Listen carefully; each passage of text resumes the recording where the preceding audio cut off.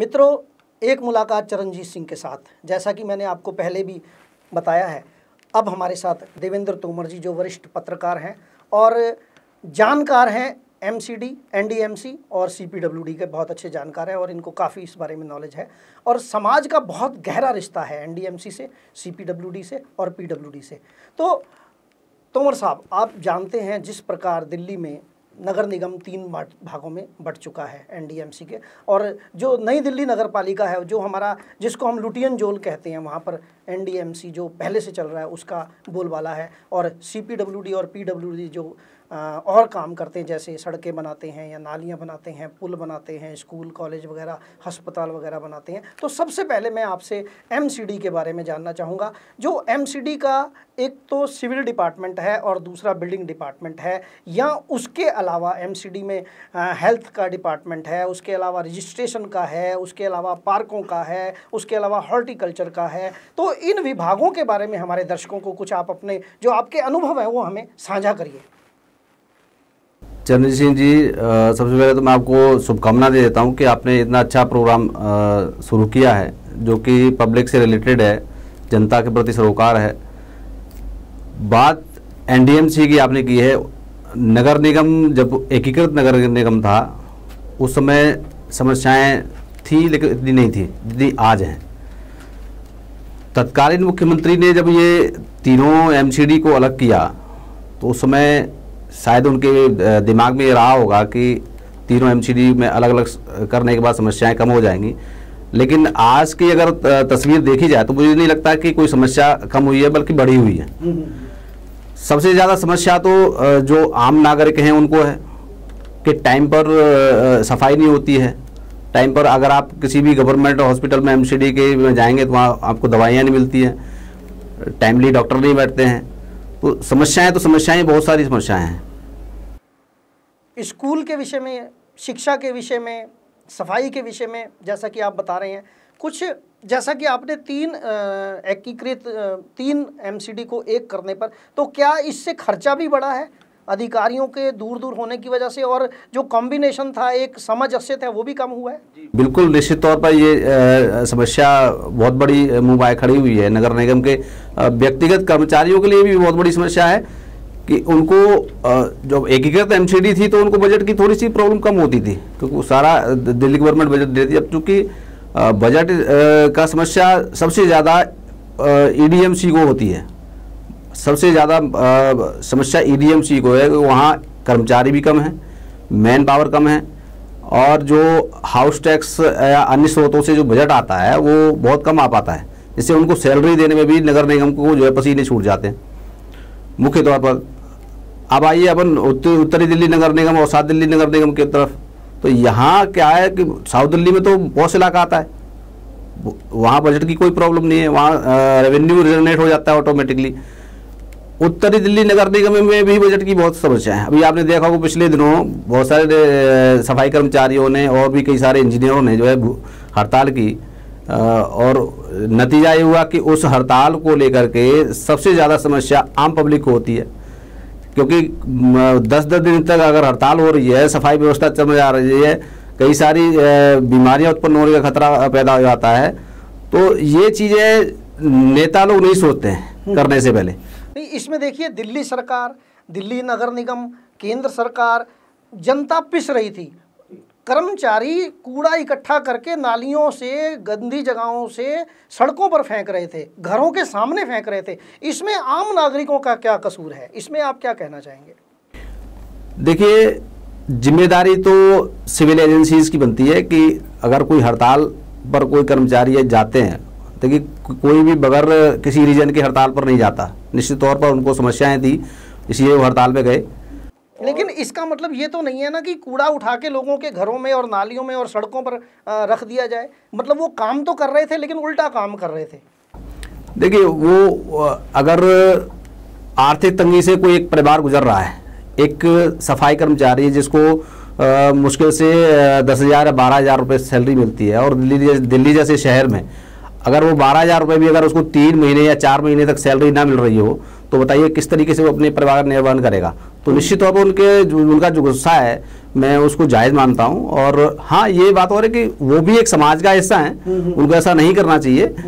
गुस्से को जो है प्लेटफॉर्म पे जो है सरकार के साथ लड़ें, वो अपनी बात को रखें, लेकिन अगर हम एक दूसरे से लड़ते हैं समाज में, वो भी हमारे भाई हैं और हम भी हैं उनके भाई, तो इस तरीके की चीज़ें होंगी तो जो है निश्चित तौर पर जो है वो एक समाज में विघटन पैदा होगा। देवेंद्र तोमर साहब, आप ये देखिए कि जनता टैक्स देती है, जनता सीवर टैक्स देती है, जनता हाउस टैक्स देती है और जनता सभी प्रकार के टैक्स देती है। लड़ाई थी भारतीय जनता पार्टी और आम आदमी पार्टी की, उनकी आपस में ईगो क्लैश कर रही थी और आम आदमी मर रहा था। अभी बहुत समय बचा नहीं है, बहुत जल्दी नगर निगम का इलेक्शन आने वाला है, तो क्या मुंह लेके ये लोग जाएंगे दोबारा जनता के सामने कि हमें वोट चाहिए? आप क्या कहना चाहेंगे इस विषय पर?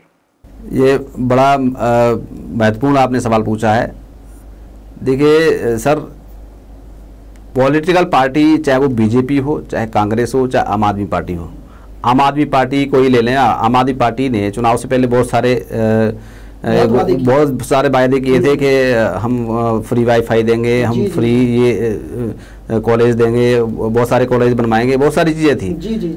लेकिन धरातल पर अगर आप देखें तो दिल्ली में मुझे नहीं लगता कि आम आदमी पार्टी की तरफ से कोई विशेष पब्लिक इंटरेस्ट के कोई काम हुए हैं।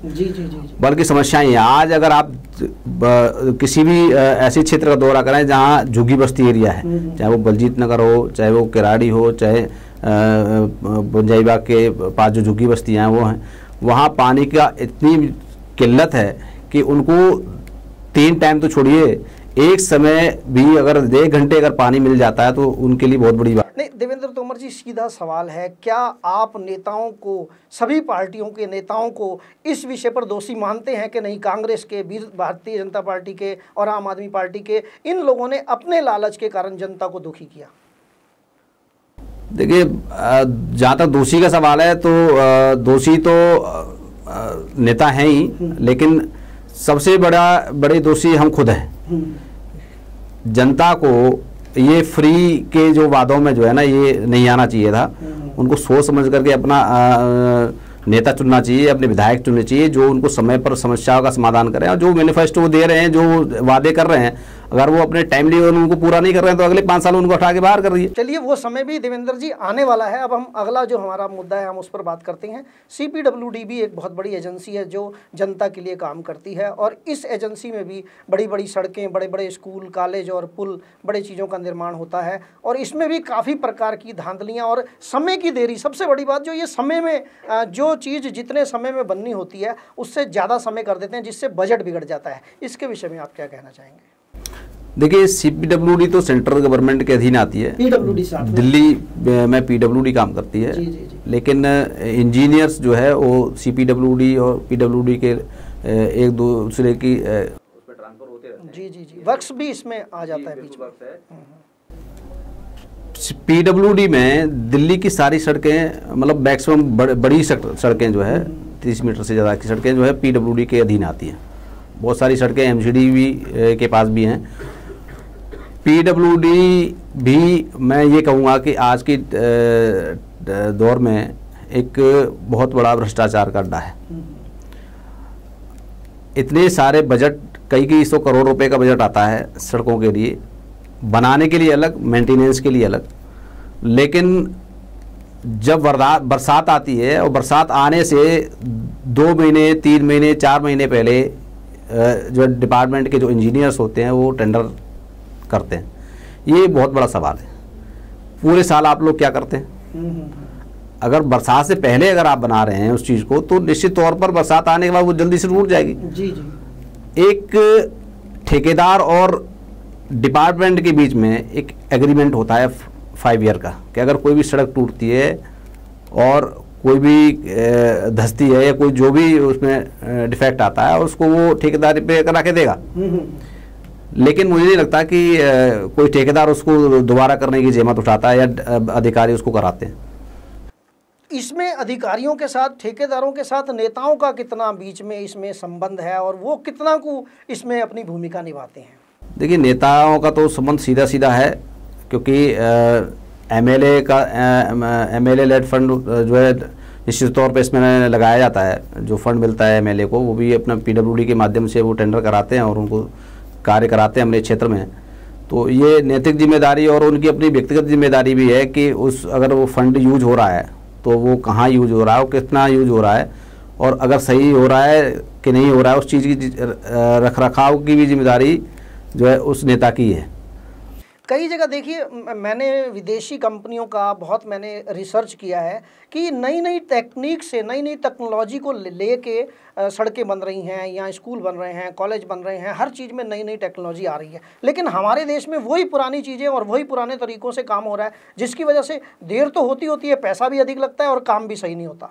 देखिए चरणजीत सिंह जी, दिल्ली सरकार में अभी आम आदमी पार्टी है जी, और किसी भी स्टेट की डेवलपमेंट के लिए केंद्र और राज्य जी, दोनों ही सरकारों के अगर मिले जुले तरीके से अगर कार्य करें तो अच्छे नतीजे सामने आते हैं। यहाँ अभी रोज होता है, मेल जोल तो कभी नजर आया ही नहीं। आम आदमी पार्टी का और बीजेपी का मेल जोल कहीं दिखता नहीं है। केजरीवाल जी हैं, वो मोदी जी को गालियां देते हैं। जी जी जी, मोदी जी जो विजन लेके चल रहे हैं, मैं व्यक्तिगत तौर पे इस बात को कह सकता हूं कि उन्होंने जितनी योजनाएं अभी तक लेके आए हैं, स्टार्टअप इंडिया हो या डिजिटल इंडिया हो, या बहुत सारी चीज़ें हैं जो आम पब्लिक के हित की योजनाएं हैं। अगर उन योजनाओं को आप राजधानी में लागू नहीं कर पा रहे हैं तो मैं समझता हूं आप दिल्ली सरकार को कैसे चला रहे हैं।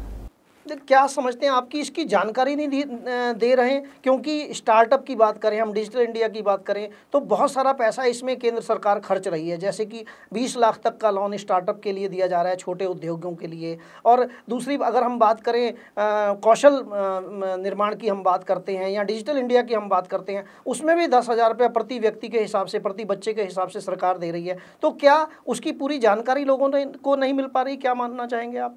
बिल्कुल, निश्चित तौर पर आम आदमी को अभी पूरी जानकारी नहीं है। नहीं उन्हें ये जानकारी है कि हम स्टार्टअप इंडिया के लिए हमें किस बैंक से कितना लोन मिल सकता है और उसकी क्या रिक्वायरमेंट है।